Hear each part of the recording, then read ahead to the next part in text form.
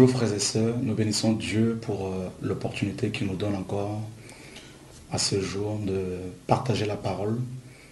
Et avant de rentrer dans l'enseignement de ce jour, je vous invite à la prière. Seigneur notre Dieu, nous bénissons ton nom pour l'opportunité que tu nous donnes.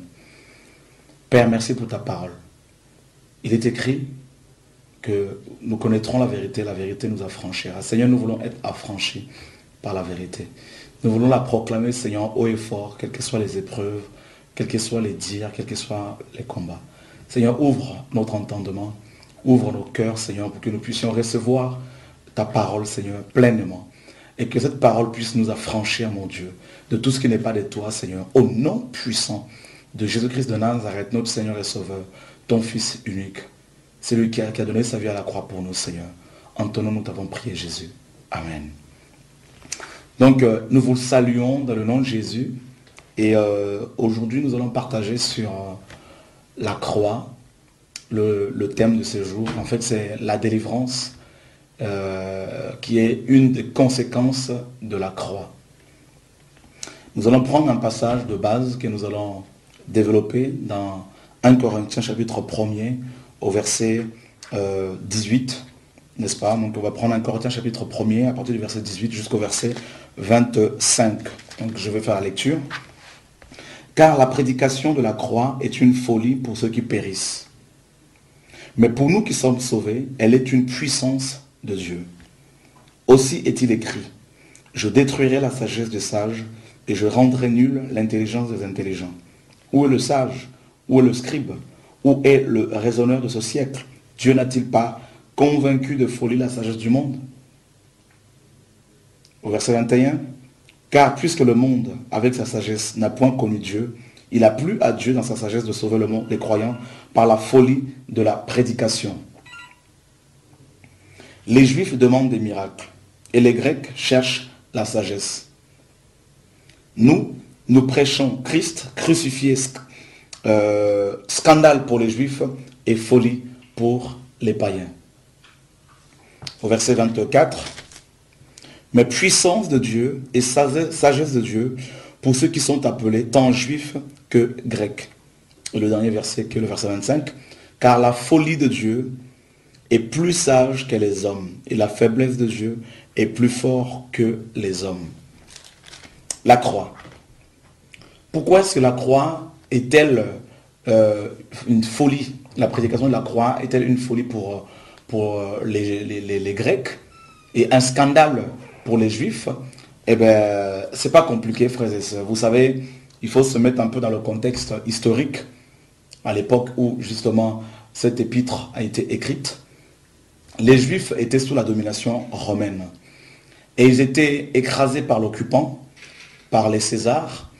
Et en même temps, ils espéraient une délivrance totale en la personne, n'est-ce pas, du Messie. Donc par la venue du Messie, le Messie qui est le roi des rois, le roi des Juifs, qui était censé venir, n'est-ce pas, venir pour délivrer les Juifs de l'occupation romaine. Et alors, bien évidemment, quand Jésus est venu au monde, qui est le Messie des Juifs, le Messie de l'humanité, le sauveur du monde, quand il est venu, ce Messie, tant attendu, il n'est pas venu comme les Juifs l'attendaient, comme les Juifs l'espéraient. C'est-à-dire, il est venu comme un simple homme. Il est né, d'après les Écritures, dans une étable, n'est-ce pas? Donc, il n'est pas né dans un grand hôtel, dans un hôtel à 4 étoiles ou 5 étoiles. Et il est né dans une étable et il a vécu comme un simple homme, comme un homme ordinaire. Et ça, c'était déjà un choc pour les Juifs, qui, eux, attendaient bien évidemment une grande délivrance, n'est-ce pas, par rapport à l'occupation romaine, par rapport aux occupants romains. Donc, l'apothéose de cette folie de Dieu, n'est-ce pas, c'était que ce Messie, qui était censé délivrer les Juifs des Romains, va finir par mourir, n'est-ce pas, sur un poteau, qu'est la croix. Alors, vous savez, la croix était un instrument de supplice que les Romains et les Grecs avaient emprunté chez les Phéniciens. Et c'était un instrument de supplice le plus cruel, le plus vil que les hommes aient inventé. Alors, comment c'est possible, n'est-ce pas, pour les Juifs qui attendaient le Messie, comment c'est possible que le Messie qui est censé nous libérer, n'est-ce pas, les libérer de l'occupation romaine, puisse mourir, n'est-ce pas, sur la croix, sur le poteau de la croix, et comme un malfaiteur, n'est-ce pas? Et vous vous rappelez que lorsque Christ a été crucifié, il y avait deux malfaiteurs, n'est-ce pas, crucifiés en même temps que lui, l'un à sa gauche et l'autre à sa droite. Et c'était une folie pour les Juifs. Comment c'est possible que notre Sauveur puisse mourir? Et en quoi la mort de ce Sauveur peut-elle nous délivrer? Voilà la pensée des Juifs de l'époque. Et vous savez aussi que quand vous regardez par exemple un film, et l'acteur principal, le héros du film, ne doit pas mourir. Et si l'acteur principal meurt, cela revient à dire que le film s'arrête.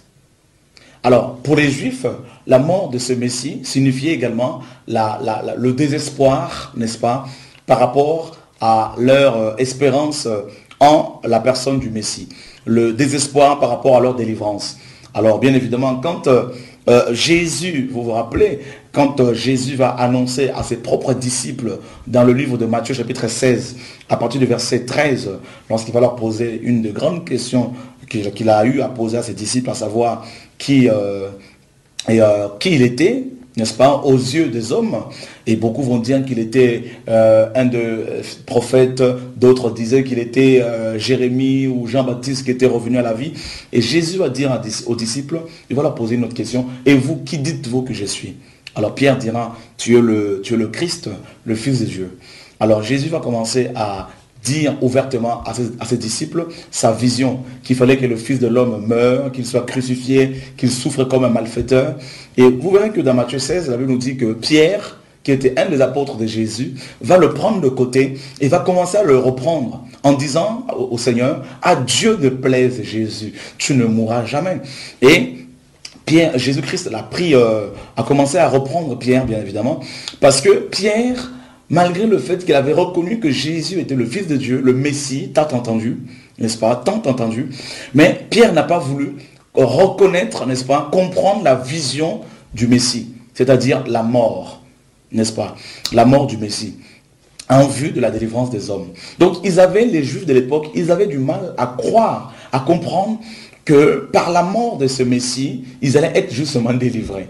Alors, voilà pourquoi Paul, dans 1 Corinthiens chapitre 1er, à partir du verset 18, il dira justement que la prédication de la croix est une folie pour ceux qui périssent.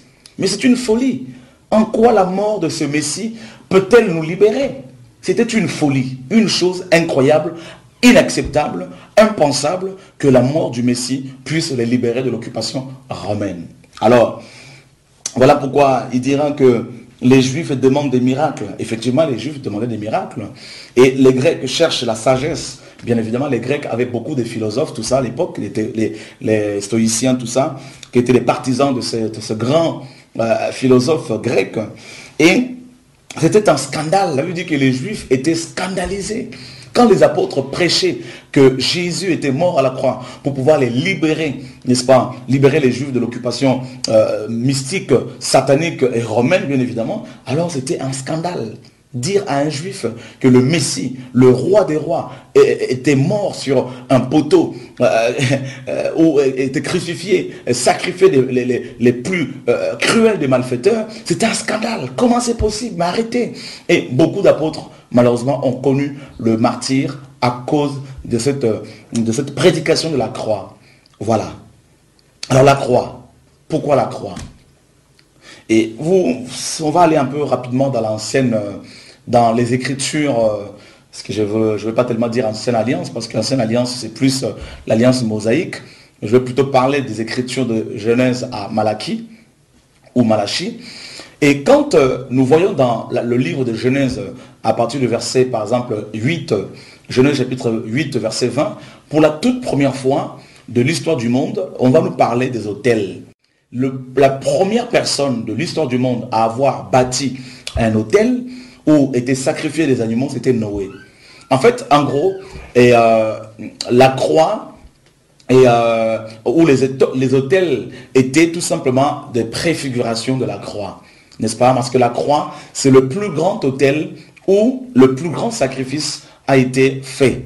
Donc, voilà. Et tous les animaux qui étaient sacrifiés dans l'ancienne alliance sur les autels étaient des préfigurations tout simplement de la croix. Et ces animaux étaient l'image, bien sûr, du sacrifice de Christ en vue de la délivrance de l'humanité. Alors, frères et sœurs, maintenant, pourquoi est-ce que Jésus est-il mort sur cette croix? Eh bien, il est mort sur cette croix pour justement apporter la vie, apporter la délivrance. Nous allons prendre un passage dans le livre de Luc, au chapitre 1er, n'est-ce pas?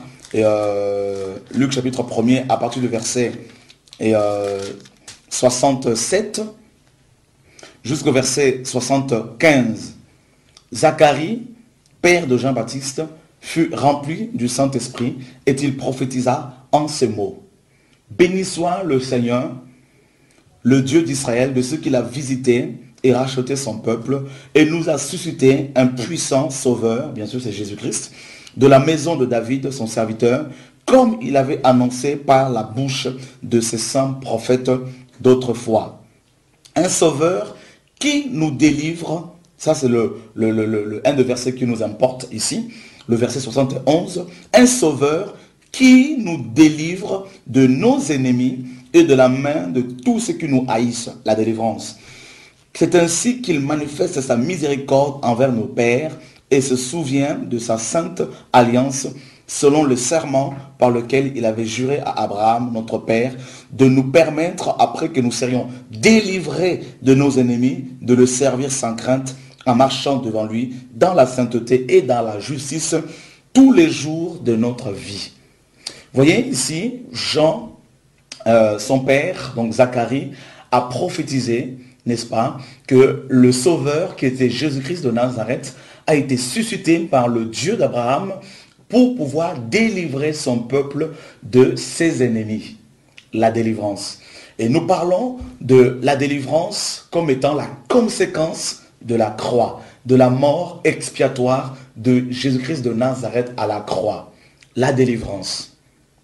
Et vous savez, quand on parle de la délivrance aujourd'hui, pour beaucoup de chrétiens, tout de suite, ils voient les démons, le fait de chasser les démons. C'est vrai, chasser les démons, c'est aussi la délivrance.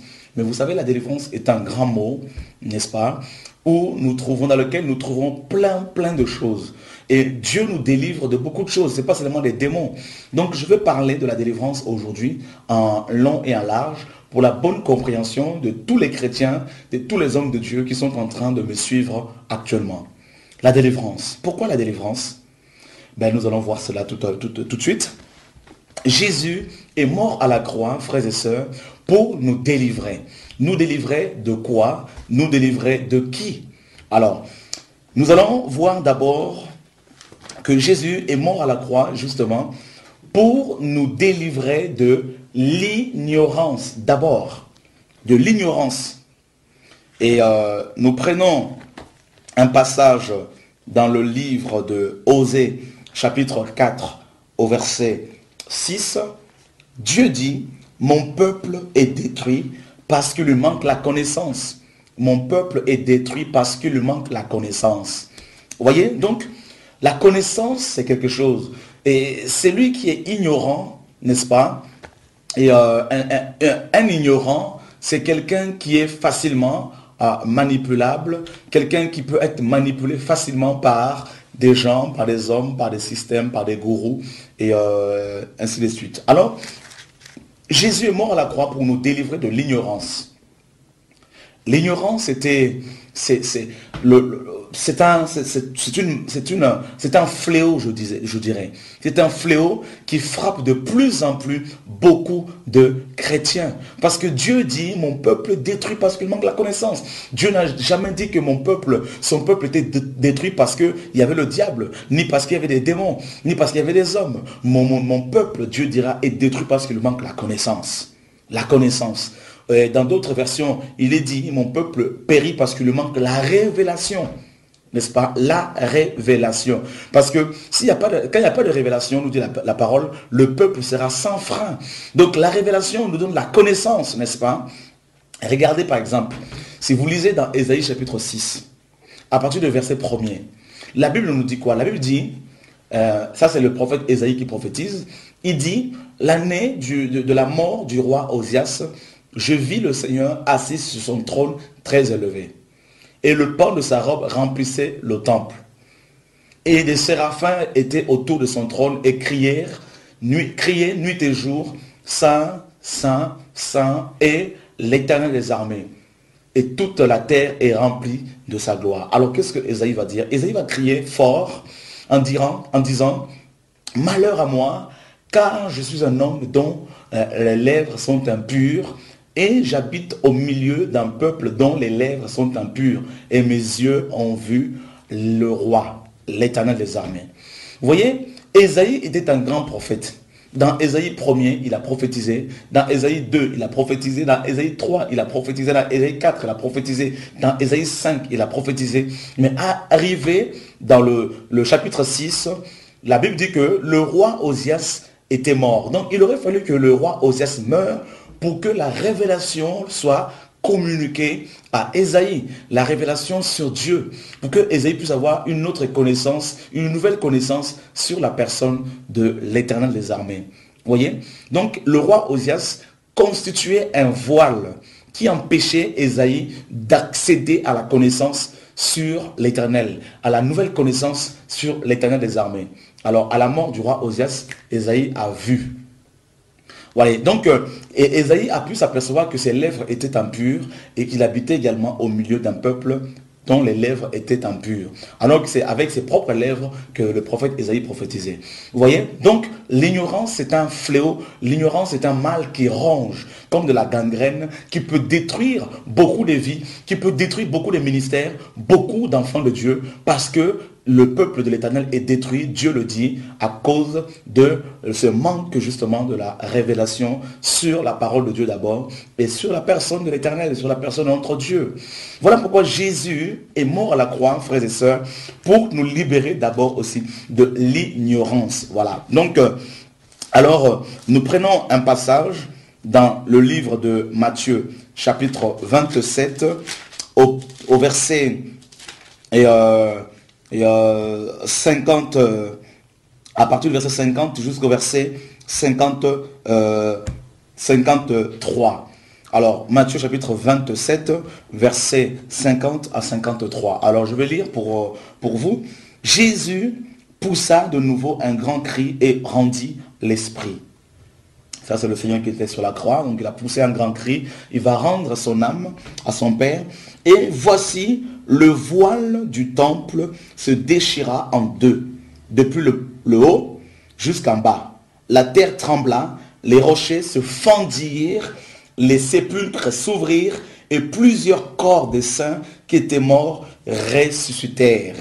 Voilà, ici, qu'est-ce qui va se passer? Jésus était sur la croix. Il était en train, frères et sœurs, de rendre l'âme, mais il a poussé d'abord un grand cri, n'est-ce pas? Un cri de souffrance, un cri de douleur, et un cri en même temps, un cri de victoire. Il va pousser un grand cri, la Bible nous dit, et qu'est-ce qui va se passer? Le voile du temple va être déchiré, n'est-ce pas, en deux, du haut en bas. Alors, frères et sœurs, ce voile, c'est quoi? Ce voile représente justement cette barrière qui nous empêche d'accéder à la révélation, qui nous empêche d'accéder à la connaissance de l'Éternel. Le voile du temple. Vous savez, si vous méditez dans Exode chapitre 25, et lorsque Dieu a demandé à Moïse de construire le tabernacle, le Seigneur lui a demandé de mettre un voile. En fait, ce voile empêchait, n'est-ce pas, les hommes d'accéder au lieu très saint ou au Saint de Saints, où il y avait l'arche, où il y avait la présence, la Shekinah de l'Éternel, n'est-ce pas? Or, vous savez que l'homme a été créé dans la gloire de l'Éternel. L'homme a été créé pour vivre dans la gloire de l'Éternel. Et sans la gloire de l'Éternel, l'homme va vivre dans le péché. L'homme va mourir. Il est dit dans la parole de Dieu que tous ont péché, n'est-ce pas, et sont privés de la gloire de l'Éternel. Et nous avons besoin de la gloire de l'Éternel. Alors l'homme étant pécheur, n'est-ce pas, ne pouvait pas s'approcher, n'est-ce pas, de façon inopinée, de façon, n'est-ce pas, avec impunité de la présence, de la gloire de l'Éternel. Et Dieu a dû protéger l'homme et protéger sa sainteté, sa gloire, n'est-ce pas, en mettant ce voile. Ce voile qui empêchait les gens de voir ce qui se passait au-delà, n'est-ce pas, dans le Saint de Saints. Alors Jésus, en mourant sur la croix, il a justement déchiré ce voile pour nous donner l'accès au lieu très saint. Voilà, allons, lisons le passage, frères et sœurs, de 2 Corinthiens chapitre 3 et à partir du verset 6, pour la bonne compréhension des choses. La Bible dit, il nous a rendus capables, Dieu, d'être ministres d'une nouvelle alliance, non de la lettre, mais de l'esprit. Car la lettre tue, mais l'esprit vivifie, n'est-ce pas? Or, le ministère de la mort, gravé avec des lettres sur des pierres, a été glorieux au point que les fils d'Israël ne pouvaient fixer, n'est-ce pas, les regards sur le visage de Moïse à cause de la gloire de son visage, bien que cette gloire ait été passagère. Combien le mystère de l'esprit ne serait-il pas plus glorieux, n'est-ce pas? Alors, si le ministère de la condamnation a été glorieux, le ministère de la justice est de beaucoup supérieur en gloire. Et sous ce rapport, ce qui a été glorieux ne l'a point été à cause de cette gloire qui lui était supérieure. En effet, si ce qui était passager a été glorieux, si ce qui était passager a été glorieux, ce qui est permanent, n'est-ce pas, est bien plus glorieux. Ayant donc cette espérance, nous usons d'une grande liberté et nous ne faisons pas comme Moïse qui mettait un voile, vous voyez ce voile, qui mettait un voile sur son visage pour que les fils d'Israël ne fixaient pas le regard sur la fin de ce qui était passager. Mais ils sont devenus durs d'entendement, car jusqu'à ce jour, le même voile demeure quand ils font la lecture de l'Ancien Testament. Et il ne se lève pas parce que c'est en Christ qu'il disparaît. Jusqu'à ce jour, quand on lit Moïse ou la loi, un voile est jeté sur leur cœur, n'est-ce pas? Mais lorsque les cœurs se convertissent au Seigneur, le voile est ôté. Voilà le voile de l'ignorance. Cette voile symbolise beaucoup de choses. Cette voile, n'est-ce pas, qui nous empêchait d'accéder à la connaissance chrétienne. C'était le voile de la loi. Même Moïse, son visage brillait de la gloire de l'Éternel. Et les enfants d'Israël ne pouvaient pas fixer leur regard, leurs yeux sur le visage de Moïse. Moïse était obligé de mettre un voile. N'est-ce pas? Le voile. Et je disais que Christ est mort à la croix pour nous libérer de ce voile justement. Le voile de l'ignorance qui nous empêche de voir la gloire de l'Éternel, qui nous empêche d'accéder, n'est-ce pas, aux choses célestes, qui nous empêche de vivre dans la présence même de l'Éternel, qui nous empêche de rentrer pleinement dans nos ministères, n'est-ce pas, le voile de l'ignorance. Et ce voile de l'ignorance, frères et sœurs, c'est la religion. Vous voyez la religion? La religion. La religion, c'est l'homme qui l'a créée pour nous empêcher, frères et sœurs, de voir la gloire de Dieu. La religion, c'est un ensemble de dogmes, un ensemble de traditions bien élaborées, n'est-ce pas, par les hommes, en vue d'aller, n'est-ce pas, vers Dieu, d'atteindre Dieu, d'accéder au ciel, en vue de satisfaire les exigences, n'est-ce pas, de la sainteté de Dieu, n'est-ce pas, en vue de se faire accepter par Dieu. La religion nous fatigue. Et c'est ce que les hommes ont créé, la religion. Et la religion met un voile, la religion met des barrières. La religion impose, n'est-ce pas, une sorte la religion impose l'ignorance. Par exemple, le fait que la religion ait créé le cléricalisme, n'est-ce pas, cette séparation entre le peuple et ceux qui prêchent la parole, ceux qui enseignent la parole de Dieu. C'est un voile Alors, l'ignorance. L'ignorance, au jour d'aujourd'hui, détruit beaucoup de ministères, beaucoup de chrétiens. Mon peuple périt parce qu'il lui manque la connaissance. Alors que le voile a été déchiré, le voile de la religion, le voile qui nous empêchait d'accéder au trône de l'Éternel, le voile qui nous empêchait de voir la gloire de l'Éternel. Et ce voile-là, malheureusement, les hommes, au jour d'aujourd'hui, l'ont remis à sa place. Ils l'ont recousu. Et ça empêche le peuple de voir la gloire de l'Éternel. Vous savez, à l'époque de la loi de Moïse, seul le souverain sacrificateur avait le droit d'entrer dans le Saint de Saints pour travailler une fois par an, n'est-ce pas, pendant la fête de l'expiation ou la fête de Yom Kippour, pour faire, n'est-ce pas, des sacrifices une seule fois chaque année. Alors, beaucoup de gens voulaient certainement accéder à ce lieu, n'est-ce pas, au Saint de Saints, mais malheureusement, la loi leur interdisait. Alors, Jésus brise justement ce voile pour que chaque chrétien accède de façon libre au ministère que Dieu lui a confié, pour que chaque chrétien accède à la présence de l'Éternel. Mais malheureusement, les hommes, avec leur sagesse humaine, ont recousu ce voile avec la religion. Alors ce voile, frères et sœurs, représente malheureusement beaucoup d'écoles théologiques que les hommes ont mis en place, où on fait croire aux chrétiens qui sont appelés et pourtant par Dieu pour prêcher la parole, que s'ils ne sont pas passés par telle école, ils ne sont pas serviteurs de l'Éternel. Voilà le voile qu'on a remis en place. Si tu ne passes pas par telle école, tu n'as pas un diplôme en théologie, eh bien, tu n'es pas accepté comme étant un envoyé de l'Éternel.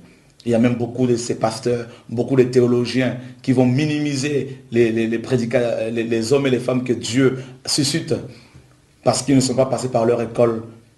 Et ils se demandent, mais par quelle école ils sont passés? Qui les a établis?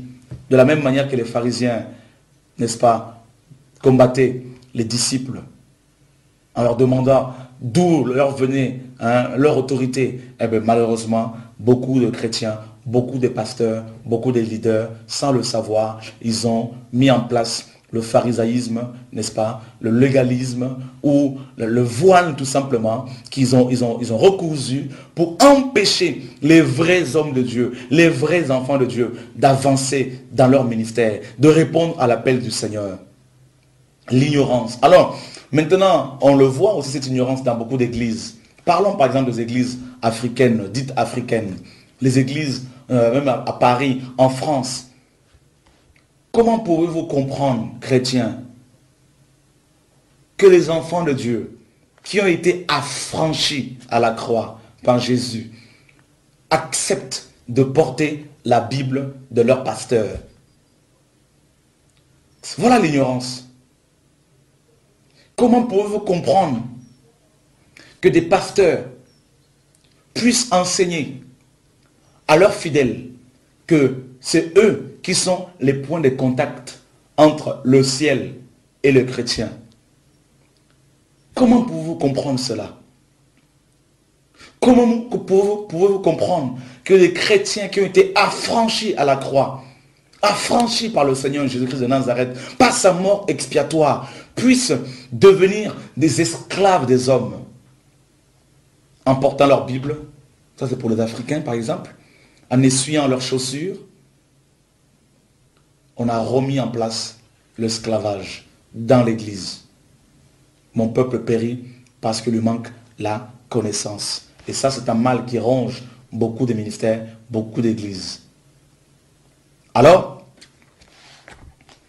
la parole est claire. Le Seigneur est mort à la croix pour nous rendre libres, pour nous libérer de ce joug, le joug que les hommes essaient de mettre sur nous.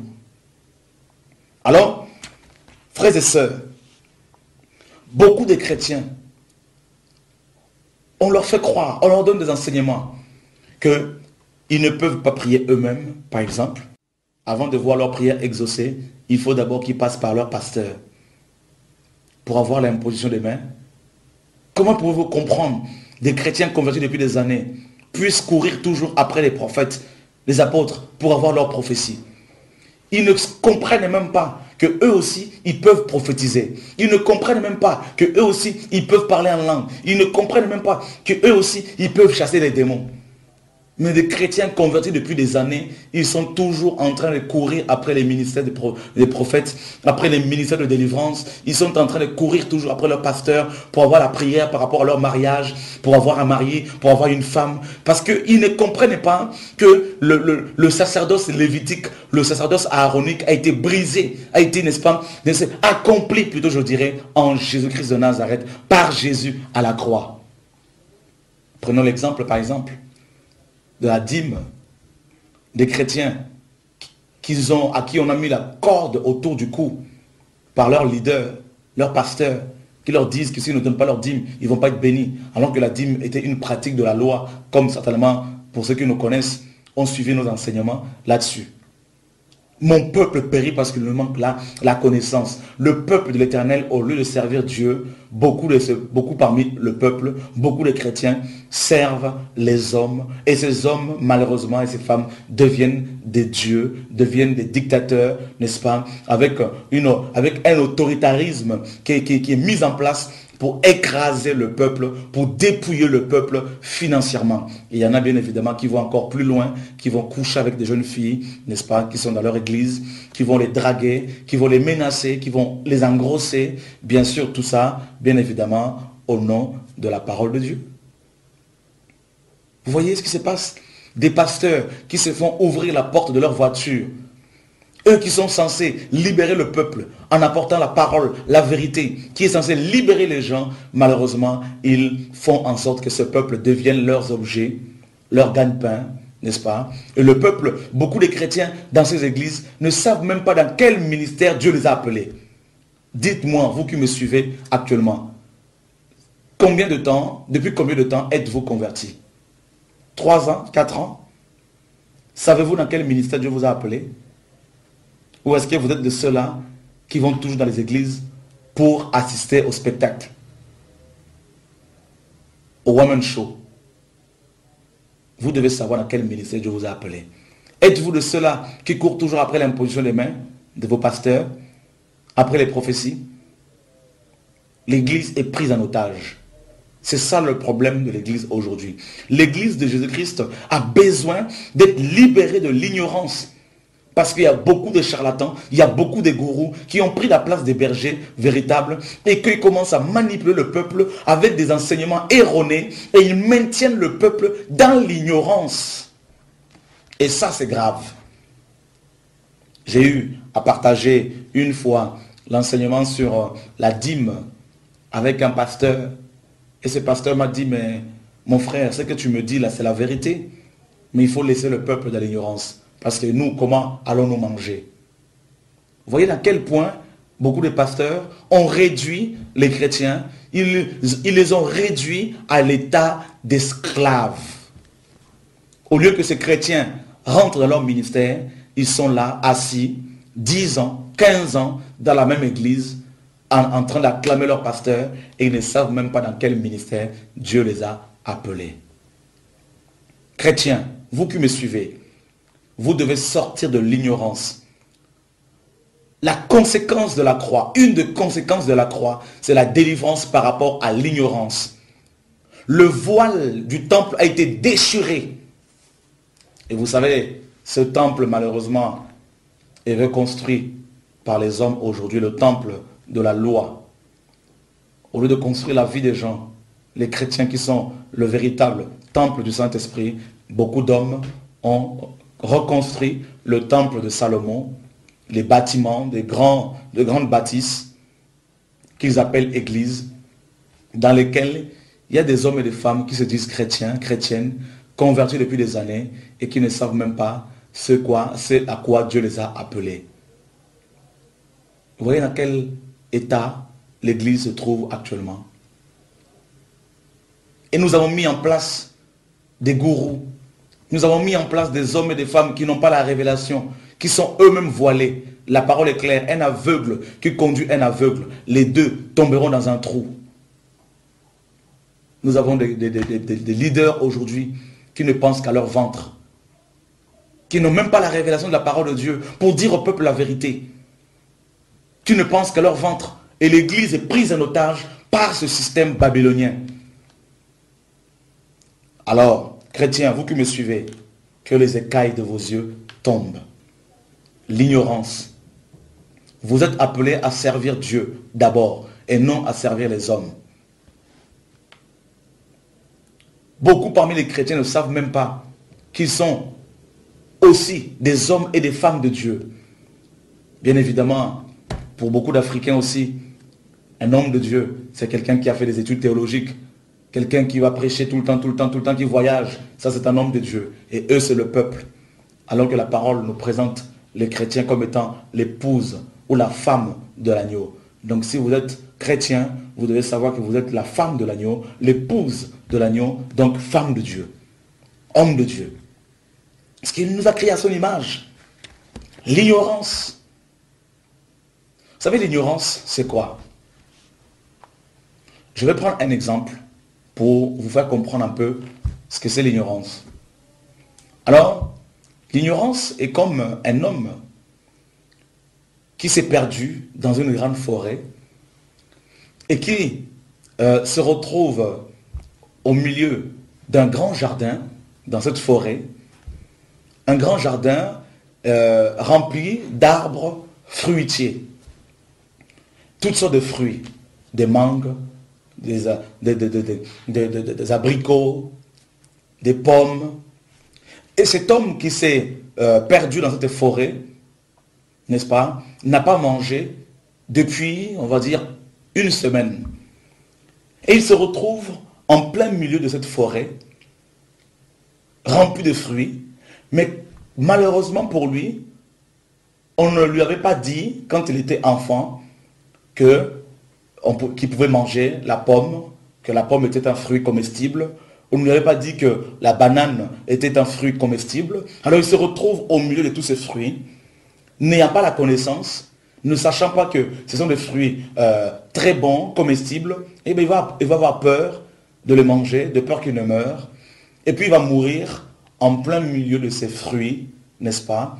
Et puis les gens qui vont le retrouver mort, ils vont se dire, mais cet homme est mort au milieu de toute cette abondance. Mais quelle ignorance! Vous voyez l'ignorance? Beaucoup de chrétiens ne connaissent pas qui ils sont dans le royaume de Dieu. Lorsque vous courez après les hommes pour avoir une bénédiction, lorsque vous courez après vos pasteurs pour avoir l'imposition des mains, vous êtes idolâtre. Ça veut dire que vous ne savez pas que vous aussi, vous pouvez prier pour vos pasteurs. Ça veut dire que vous ne savez pas que vous aussi, vous pouvez chasser les démons. Jésus a dit dans Marc chapitre 16, à partir du verset 15, allez partout le monde et prêchez la bonne nouvelle à toute la création. Celui qui croira et qui sera baptisé sera sauvé. Et voici les signes qui accompagneront ceux qui auront cru. Ils chasseront les démons. Il n'a pas dit, voici les signes qui accompagneront les apôtres. Il a dit, voici les signes qui accompagneront ceux qui auront cru. Si tu es chrétien, est-ce que tu as cru en Dieu? Alors si tu as cru en Dieu, en Jésus, sache que les miracles t'accompagnent. Tu n'as pas besoin de courir après un ministère de délivrance parce que toi aussi, tu peux chasser les démons de ton fils. Si ton fils est possédé, ta fille est possédée, avant d'appeler ton pasteur, tu peux le chasser au nom puissant de Jésus-Christ de Nazareth. Tu chasses les démons chez toi. Tu n'as pas besoin de prendre ton téléphone pour appeler ton pasteur. Voilà pourquoi, en ayant remis tous vos dons à vos pasteurs, eh bien, eux, ils se sentent maintenant incontournables, n'est-ce pas, indispensables, et ils sont devenus des dieux. Et voilà pourquoi ils vous dépouillent financièrement. À Paris, il y a des gens, même dans le monde entier, parlons de Paris parce que nous sommes à Paris, des pasteurs qui sont acclamés comme étant des bons pasteurs, qui vont organiser des écoles bibliques en faisant payer aux chrétiens, en faisant payer aux chrétiens plus de 500 € une formation biblique. 500 €. Laissez-moi vous poser la question, pasteur, vous qui me suivez. Et les chrétiens qui n'ont pas l'argent, comment ils vont faire pour accéder à la connaissance? Les chrétiens qui sont au chômage, les chrétiens qui n'ont jamais travaillé, qui ont des problèmes pour travailler, comment ils vont faire pour accéder à la connaissance? Oui, bien évidemment, vous me direz que vous donnez des fascicules ou des documents aux gens qui vous coûtent cher. Bien sûr, vous me direz que vous donnez des polycopies à vos élèves. Laissez-moi vous dire, pasteur, vous qui me suivez, vous devez vous repentir de la part de l'Éternel. Parce que quand moi je lis ma Bible, quand je lis la Bible, dans Matthieu chapitre 10, à partir du verset 8, Jésus dit aux apôtres, allez et prêchez le royaume de Dieu, guérissez les malades, ressuscitez les morts, purifiez les lépreux, ressuscitez les morts, annoncez la bonne nouvelle. Vous avez reçu gratuitement, donné gratuitement. Alors où est la gratuité de l'évangile que que nous avons reçu? Vous devez vous repentir. Vous me direz bien évidemment, bah oui, les orateurs, il faut les payer. Il faut payer leur transport. Mais oui, mais si Dieu vous demande de mettre en place une école biblique, vous devez compter sur lui. Parce que c'est lui qui donne la semence au semeur et du pain pour sa nourriture. Mais il ne faut pas prendre les brebis du Seigneur sur lesquelles Dieu vous a établi comme étant des vaches à lait qu'il faut traire à chaque fois. Vous êtes tombé dans le piège dans lequel le diable voulait faire tomber Jésus. Quand il a tenté, il lui a demandé, il lui a dit, si tu es fils de Dieu, transforme cette pierre en pain. Ou ces pierres. Ces pierres, c'était les chrétiens qui constituent la maison de l'Éternel. La maison spirituelle, selon 1 Pierre chapitre 2, versets 4 à 5. Mais vous êtes tombé dans ce piège. Vous avez transformé ces pierres en vaches à lait, en pain. Et vous devez vous repentir. Nous devons tous nous repentir. L'ignorance. Et beaucoup de chrétiens vont s'endetter pour payer ces enseignements, pour payer ces cours chèrement. Frères et sœurs, la parole est claire. Vous avez reçu la parole de Dieu gratuitement. Vous devez donner gratuitement. Maintenant, si Dieu touche au cœur, il touche les cœurs de vos fidèles pour s'aimer financièrement dans vos ministères, gloire à Dieu. Mais vous ne devez pas leur imposer une participation financière pour une formation biblique. Ce n'est pas biblique. Ce n'est pas biblique. Je suis désolé que vous pouvez dire tout ce que vous voulez. Je ne suis pas meilleur que vous. Mais vous devez dire la vérité au peuple du Seigneur pour qu'il soit libéré de l'ignorance. L'ignorance tue. L'enseignement que vous avez reçu du Saint-Esprit, vous l'avez payé, pasteur? Le Saint-Esprit qui vous a enseigné, parce que l'apôtre Jean, dans 1 Jean chapitre 2, à partir du verset 26, il nous dit que l'onction nous enseigne toutes choses. Alors l'onction, le Saint-Esprit, l'enseignement que le Saint-Esprit vous a prodigué, est-ce que vous l'avez payé? Vous me direz, mais oui, mais moi j'ai payé mes enseignements, mes cours théologiques. Mais oui, mais la théologie ne sauve personne. Lorsque vous êtes né de nouveau, l'enseignement par rapport à la sainteté de Dieu, que le Saint-Esprit vous a prodigué, est-ce que vous l'avez payé? Le temps est venu où les boutiques, les entreprises personnelles, les entreprises familiales doivent fermer au nom de Jésus-Christ de Nazareth. Il est temps que le peuple connaisse la vérité. Il est temps que le peuple de l'Éternel accède à la vérité. Il est temps que le peuple de l'Éternel revienne à la source. Il est temps que l'Église de Jésus-Christ de Nazareth soit libérée de l'ignorance. Ce message était un message prophétique pour l'Église du Seigneur. C'est un message qui concerne à la fois les pasteurs et les chrétiens. Nous devons, je ne dis pas seulement vous, moi le premier et vous, nous devons tous nous repentir parce que nous avons dépouillé financièrement le peuple de l'Éternel. Parce que si je dis vous, vous allez dire, mais lui, il se prend pour le meilleur. Je ne suis pas le meilleur, loin de là, j'ai mes défauts. Mais vous devez, frères, vous repentir de la cupidité. Voilà. Chrétiens, vous qui me suivez, vous ne devez jamais payer les cours bibliques. Vous ne devez jamais payer les formations bibliques. En France, il y a des ministères qui débarquent d'ici et là, qui font des campagnes d'évangélisation, des séminaires pour couples sur la délivrance, sur la relation d'aide. La relation d'aide encore, une autre invention de l'homme, qui n'est rien d'autre que de la psychologie chrétienne qui remplace la puissance de la croix, la puissance de la résurrection. comme si Dieu n'était plus capable de délivrer les gens en une seconde. Alors il faut faire de la psychologie, tout ça, pour faire du bien aux démons, pour faire du bien aux malades, pour excuser le péché des gens, au lieu de les amener à crucifier leur chair à la croix. Des séminaires qui coûtent 180 €, 200 €, et pour le couple, bien évidemment, on fait un petit prix, bien évidemment. Tout ça, c'est l'invention des hommes. Dites-moi, quand l'apôtre Paul, dans Actes 19, a enseigné pendant 3 ans à l'école de Tyrannus, dites-moi, est-ce que Paul a-t-il fait payer aux gens ces enseignements bibliques? Alors pourquoi vous faites payer aux gens? Vous me direz, mais oui, mais nous on paye notre transport. Mais vous devez compter sur le Seigneur qui vous a appelé. Si Dieu vous a appelé, vous devez compter sur lui. C'est lui qui va vous donner l'argent pour financer vos ministères. Mais vous ne devez plus dépouiller le peuple. Le rideau a été déchiré. Le rideau du temple a été déchiré pour que le peuple accède à la révélation, à la connaissance de la vérité. Parce que Jésus a dit, dans Jean chapitre 8, au verset 32 à 36, il dit, vous connaîtrez la vérité. La vérité vous affranchira. Et la vérité se trouve dans la présence de Dieu, dans sa parole. Et si vous accédez à la vérité c'est quoi? La vérité c'est la parole seulement qui libère, ce n'est pas les hommes. La vérité c'est quoi? La vérité c'est que les chrétiens n'ont pas forcément besoin des pasteurs pour accéder à la connaissance de Dieu. N'ont pas forcément besoin que les pasteurs prient pour eux. Les chrétiens peuvent chez eux prier leur Dieu pour que Dieu les exauce. Ça c'est la vérité. Et cette vérité-là va libérer les chrétiens de l'ignorance qui les amène dans l'idolâtrie en dépendant des hommes sur le plan spirituel. Et ça, cette dépendance-là, Dieu n'en veut pas. Dieu n'en veut pas. L'Église de France, l'Église en Europe, l'Église dans les nations, l'Église de Jésus-Christ doit revenir à l'évangile pur, au message de la croix.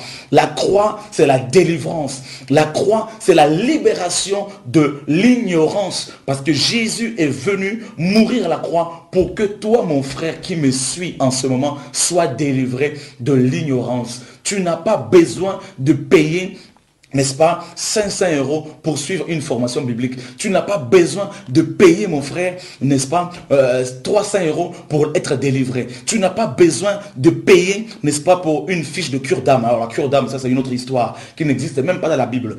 Vous n'avez pas besoin, n'est-ce pas, de vous mettre à genoux devant les hommes. Parce que les hommes, la Bible dit que tout genou doit fléchir devant le seul nom de Jésus-Christ de Nazareth. Vous devez sortir de l'ignorance parce que Dieu va frapper. J'interpelle les pasteurs de Paris, de France d'abord, et tous les pasteurs, tous les leaders qui sont en train de suivre ce message. Dieu nous interpelle, Dieu veut que l'on revienne à la source, à la parole véritable, à l'évangile de la croix qui est censé délivrer le peuple de l'ignorance. Voilà. La croix. C'est ça l'évangile qu'il faut prêcher. C'est ça l'évangile. Le pasteur aujourd'hui est devenu un homme incontournable. Le pasteur est devenu un professionnel qui fait tout, qui s'occupe de tout, de bénir les mariages, d'enterrer les morts. C'est lui qui prêche du 1er janvier au 31 décembre. Et si pour d'autres, si ce n'est pas lui, c'est sa femme. Et encore, je voudrais interpeller beaucoup de leaders, beaucoup de pasteurs à Paris, en France. Vous qui gérez les églises comme des entreprises familiales. Vous qui vous organisez pour que vos femmes aussi deviennent pasteurs. Vous consacrez vos femmes pasteurs. Trouvez-moi dans vos Bibles. Où avez-vous vu la femme de l'apôtre Pierre gérer l'église avec Pierre? Où avez-vous vu la femme de Jacques gérer l'église avec Jacques? Vous me parlerez d'Aquilas et Priscille, bien évidemment, mais la Bible nous présente l'église comme étant un organisme qui est censé être dirigé par une équipe, et non par une équipe d'anciens qui travaillent comme des gourous, qui sont coupés, n'est-ce pas, du peuple, et qui dirigent comme un clan, hein, une caste mise à part, privilégiée, qui domine, qui écrase, qui étouffe les ministères. L'église est malade. Voilà. En gros, l'église est malade. L'église est dans l'ignorance. des chrétiens qui tombent de plus en plus dans l'idolâtrie. De plus en plus. Des chrétiens qui servent de plus en plus les hommes. Au jour d'aujourd'hui, ne parlons même pas de la musique qui soit disant chrétienne. C'est devenu du commerce, une musique complètement mondaine. On enlève simplement les paroles mondaines et on met les versets bibliques, mais le fond musical, c'est de la musique mondaine. Et ne parlons pas de ces concerts chrétiens payants. Vous les chantres, vous qui avez reçu le talent, pourquoi est-ce que vous organisez des concerts payants? Et ceux qui n'ont pas l'argent, ne doivent-ils pas venir, ne peuvent-ils pas venir adorer Dieu?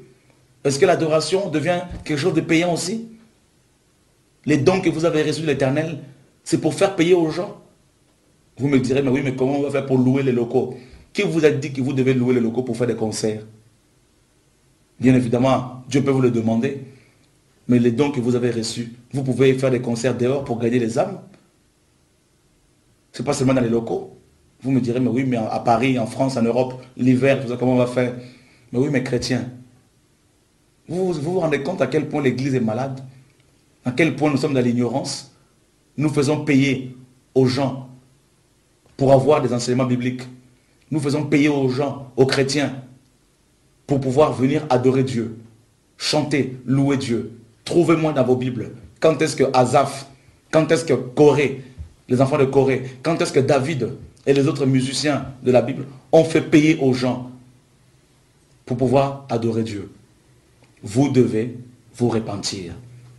L'ignorance aveugle. L'ignorance tue. Et il faut revenir à ce livre. Il faut revenir à la source. Et il faut revenir à la simplicité de l'évangile.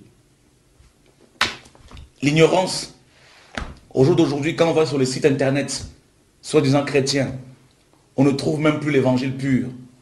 On voit plus des photographies, des pasteurs assis en costume, comme des grandes stars, des vedettes, et qui proposent la délivrance au peuple. Venez recevoir votre miracle, venez recevoir votre guérison. Dites-moi quand est-ce que l'apôtre Pierre, l'apôtre Paul, tous ces apôtres ont organisé des croisades, des miracles pour inviter les gens à venir recevoir leur miracle ou leur prophétie.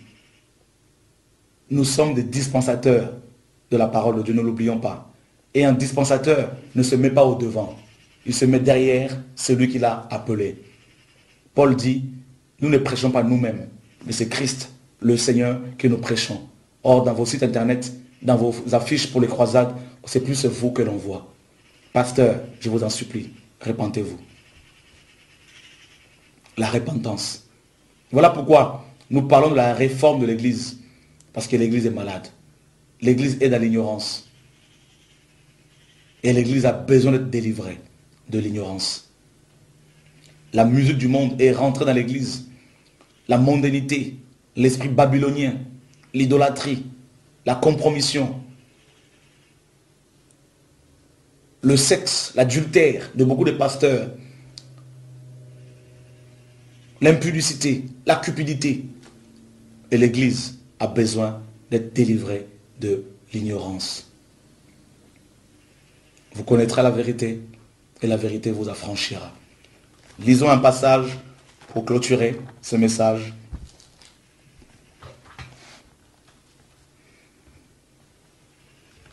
Hébreux chapitre 10, verset 19 au verset 22. Ainsi donc, frères, nous avons au moyen du sang de Jésus une libre entrée dans le sanctuaire. Par la route nouvelle et vivante qu'il a inaugurée pour nous au travers du voile, c'est-à-dire de sa chair. Et nous avons un souverain sacrificateur établi sur la maison de Dieu.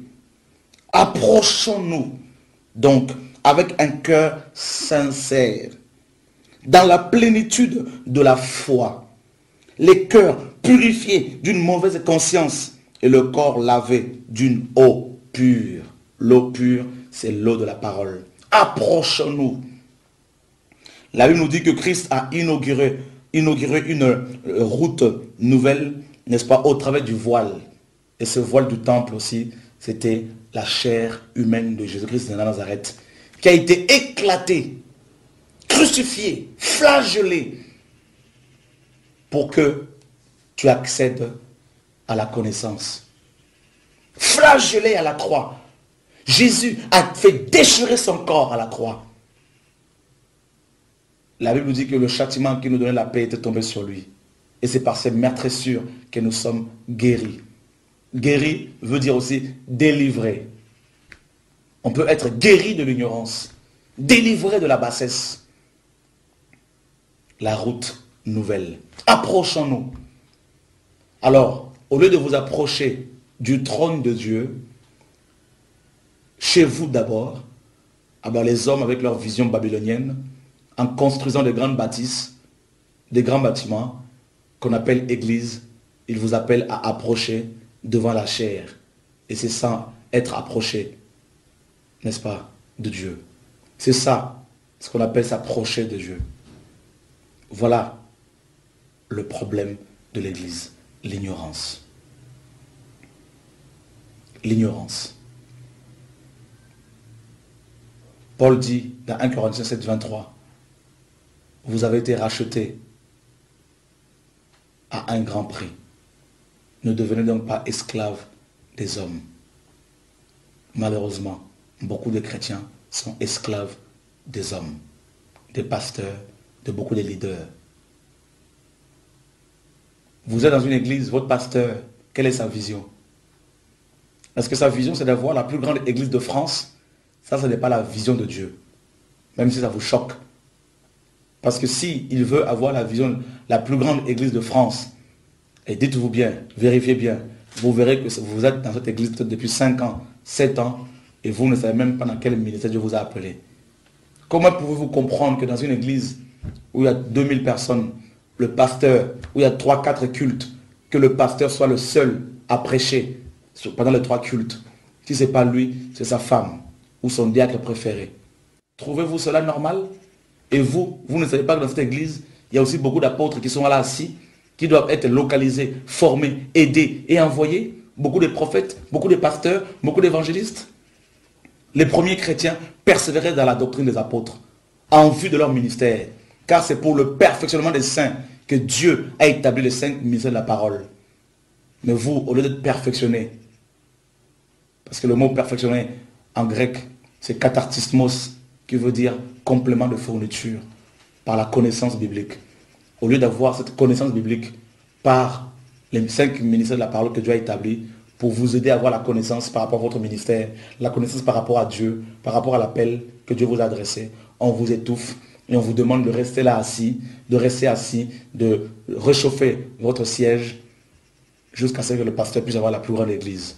Et bien évidemment, c'est vous qui allez assurer sa retraite. Voilà l'église dans laquelle beaucoup de chrétiens se trouvent. C'est une vision pyramidale, l'ignorance. Je ne condamne pas les pasteurs. Je suis moi-même leader, mais Dieu m'a dit de dénoncer. L'église est malade. Vous voulez le réveil? Pour que le réveil vienne dans notre pays, qu'à la France, dans les nations, il faut que nous revenions à la parole, à l'évangile pur et véritable. Voilà. La croix, c'est la délivrance par rapport à l'ignorance. Ne servez plus les hommes. Vous devez respecter vos pasteurs. Vous devez vous soumettre à vos pasteurs si eux-mêmes, ils sont soumis à la parole de Dieu. Et la soumission, selon la Bible, c'est une soumission bilatérale, mutuelle. Ce n'est pas une soumission qui va seulement dans un sens. Voilà. L'ignorance. Ne vous laissez plus écraser. Ne vous laissez plus manipuler. N'acceptez plus que personne, que quelqu'un vienne vous faire payer un enseignement. Donnez des offrandes de façon libre et volontaire. Que Dieu vous bénisse au nom de Jésus-Christ de Nazareth.